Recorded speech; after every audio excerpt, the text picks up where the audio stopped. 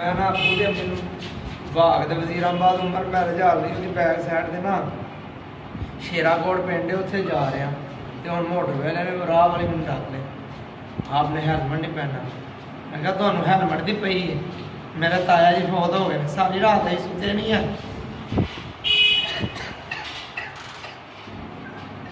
ਜੀ ਰੋਣ ਲੱਗ ਪਿਆ ਅੰਦਰ, ਜਾ ਤੇਰੀ ਮਿਹਰਬਾਨੀ ਜਾ।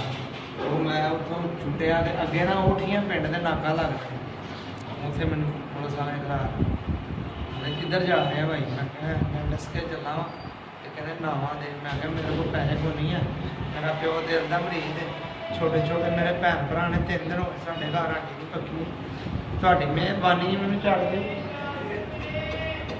ਤੇ ਉਹਨਾਂ ਨੂੰ ਮੁੱਤਲ ਕਰਾ ਦੇਣਾ। ਚੱਲ ਰੋ ਨਾ ਤੇ ਉਹ ਨਾ ਮੈਨੂੰ ਉਹਨੇ 100 ਰੁਪਏ ਰੇਟ ਕਹਿੰਦਾ ਕਹਿੰਦਾ ਮੇਰਾ